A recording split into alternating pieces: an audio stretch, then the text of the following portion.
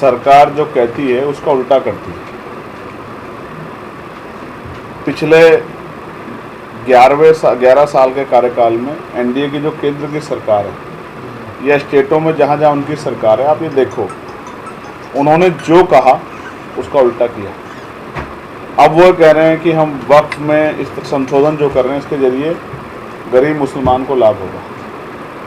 आपको क्या लगता है कि भाजपा मुसलमानों के पक्ष में है या मुसलमानों के खिलाफ?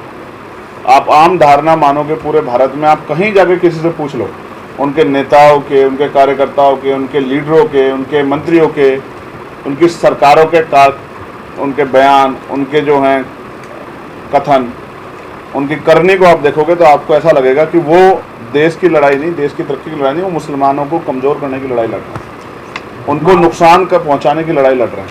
तो ऐसे में हिस्ट्री में सब चीज़ें रिकॉर्ड होती हैं। जब 2060-70 के दशक में जाके आज हम 2025 में हैं, आने वाली पीढ़ियाँ हिस्ट्री पढ़ेगी तो जाने का प्रयास करेंगे कि जब मुसलमानों पर इतना बड़ा जुल्म हुआ तो उनके पक्ष में कौन खड़ा था, उनके विरोध में कौन खड़ा था। सिर्फ राजनीतिक महत्वाकांक्षा के लिए, सिर्फ राजनीतिक जो है कुर्सी के लिए आज यहाँ कमज़ोरों के पक्ष में ना खड़ा हो जाए, मैं इस बात से सहमत नहीं भाई। उनको आज ज़रूरत है, और आप जानते हैं जब जब किसी कमज़ोर को ज़रूरत पड़ी हो, किसी जाति धर्म का हो, उसके चाहे वो किसानों का मामला हो, पहलवानों का मामला हो, चाहे वो एनआरसी का मामला हो या वक्फ का मामला हो, या कमज़ोर वर्गों पर, दलितों, पिछड़ों, आदिवासी पर कहीं भी कोई जुल्म हुआ, चाहे पार्लियामेंट और सड़कों, मैंने कभी अपने आप को उनसे अलग नहीं छोड़ा। मैंने हमेशा उस लड़ाई को लड़ा और आज भी उस लड़ाई को लड़ रहा हूँ। मैं उनको समर्थन करने और विश्वास दिलाने आया हूँ कि हम आपके साथ खड़े हैं। भाई महाबोधि महाविहार मुक्त करो का आंदोलन चल रहा है, 41-42 दिन लगा सरकार कुछ फर्क नहीं पड़ रहा है, क्या कहना चाहते हैं? सरकार जानती है कि ये जो लोग आंदोलन चला रहे हैं ज़्यादा दिन तक आंदोलन शायद चला नहीं पाएंगे, इसलिए सरकार चुपचाप बैठी है। जिस दिन सरकार को एहसास हो गया कि आंदोलन बढ़ रहा है, इसकी शक्ति बढ़ रही है, लोग इसके साथ जुड़ रहे हैं, तो आप याद करो 13 महीने तक किसान आंदोलन में बैठे रहे, सरकार चुप रही। लेकिन जैसे इलेक्शन आया, सरकार ने हाथ जोड़ के कहा कि हम किसानों की सारी मांगें मानते हैं। तो मैं फिर स्पष्ट करूंगा, आंदोलन में भी धार पैदा नहीं हुई। आंदोलन में धार पैदा होगी, ज़्यादा लोग उससे जुड़ेंगे तो सरकार अपने आप रास्ते पर आ जाएगी।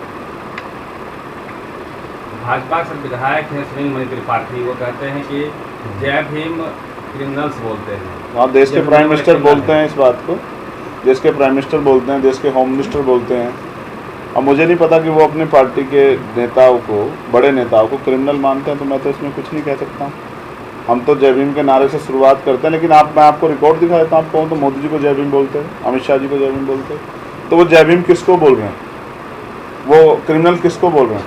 उनके विधायक।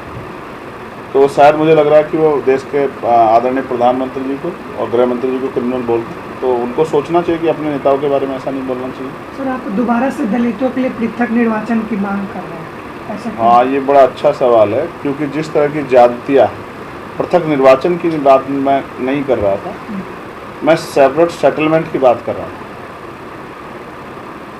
आप सेपरेट इलेक्टोरेट की बात कर रहे हैं, मैं सेपरेट सेटलमेंट की बात कर रहा हूँ। जब सेपरेट इलेक्टोरेट के मामले में तो ये रिजर्वेशन आया, जब पूना पैक्ट हुआ, मैं सेपरेट सेटलमेंट की बात कर रहा था। उसका कारण ये था कि जिस तरह की हिंसा, जातिगत हिंसा कमज़ोर वर्गों पर हो रही है, तो अगर सेपरेट सेटलमेंट होगा तो शायद इस हिंसा से हम लोगों की जान बची रहेगी। जब सुरक्षित रहेंगे तभी तो अपने अधिकारों के लिए लड़ पाएंगे। अभी तो जान पे के लाले हैं। आप बिहार को ही देख लो, मैंने आते गिनवाया कि 10-12 घटनाएं ऐसी हैं, कोमल पासवान से लेकर पूजा और तमाम जो हैं, जिनकी हत्या हुई हैं, शेड्यूल बैकवर्ड के लोग हैं, और रेप हुए हैं, ये पिछले 12-15 दिन घटना है। तो इस जंगल राज में जातिगत जो है अन्याय वो बंद हो, इसके लिए जो है मैंने सेपरेट सेटलमेंट की बात की, क्योंकि बाबा साहब भी कहते थे, बाबा साहब की मांग थे कि सेपरेट सेटलमेंट हो जाता तो हमारी बस्ती अलग होती, शायद आज जातिगत अन्याय अत्याचार नहीं हमें सहना पड़ता, हम कम से कम अपनी तरक्की के रास्ते खोज पाते, देश की तरक्की में योगदान दे पाते। देश के जाने माने कॉमेडियन कुणाल कामरा को दिया गया, अभिव्यक्ति की आज़ादी जो कॉन्स्टिट्यूशन देता है वो सरकारों के खिलाफ यूज ना हो, इसीलिए हिंसा का सहारा लिया जा रहा है। मुझे ये भी जानकारी मिली है कि हमारे जाने माने पत्रकार साथी हैं, नौजवान, जो एक बुलंद आवाज़ है अनुराग ओझा, उन पे भी यहाँ बिहार में पटना में ही जंक्शन के पास हमला किया गया है। वो हमला इसलिए किया गया है कि वो मुखर होकर सरकार के खिलाफ बोलते हैं। विरोधियों को लगता है कि वो इस हमले से उनकी आवाज़ को दबा देंगे। कहीं पत्रकारों पे गोली चल रही है, आपने देखा हमारे यहाँ तो यूपी में वाजपेयी एक पत्रकार थे, उन पर सरेआम गोली उनको मारी गई। ये हिंसा भारतीय जनता पार्टी का शासन आने के बाद बढ़ी। पहले विरोध को सहन करना पड़ता था, विरोध को सुनना पड़ता था। आज लोगों में इस सरकार के नेताओं के नारों की वजह से, नारा आता ना गोली मारो सालों को, इन नारों की वजह से लोग हिंसक हो गए और वो हिंसा का सहारा लेके न्याय के खिलाफ उठने वाली आवाज़ों को दबाना चाहते हैं। हालांकि संभव नहीं। आप जितना किसी चीज़ पे जोर लगाओगे दबाओगे, उतना ही शक्ति से आप एक पे जोर लगाओगे 10 तैयार हो जाएंगे। आप तो देखना सोशल मीडिया के जरिए हर घर में पत्रकार तैयार हो रहा है, तो कितने लोगों पे हमला करोगे? अगर ये जिन पे हमला हो रहा है वो लोग एकजुट हो गए तो शायद जो है सरकार को बहुत कुछ झेलना पड़ेगा। और मैं यहाँ के एडमिनिस्ट्रेशन से कहता हूँ आप सबके माध्यम से कि वो हमारे साथी की FIR दर्ज करके और उन आरोपियों पर सख्त कार्रवाई करें जिन्होंने इस तरह की हिंसा करने का काम किया है।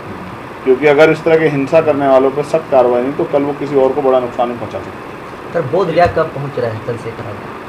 बोध गया कि अभी बनते जी आए थे, मेरी बात हुई है उनसे और मैंने उनसे कहा कि जब भी वो कोई बड़ा प्रोटेस्ट कॉल करेंगे या फिर वहाँ से कोई इस तरह की संदेश देने का काम करेंगे तो मुझे एक दिन पहले बता दें तो मैं आ जाऊँ। एक युवा जो सर आपको आदर्श मानता है वो पिछले 7 महीने से जेल में है, गोल्डन दास। मुझे आदर्श मानता तो शायद ये स्थिति नहीं बनती।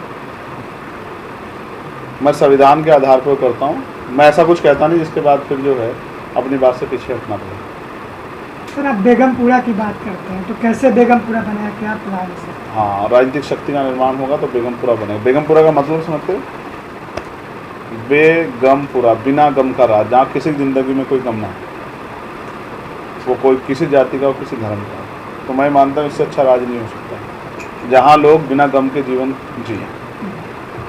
मैं उसी विचार की बात करता हूँ।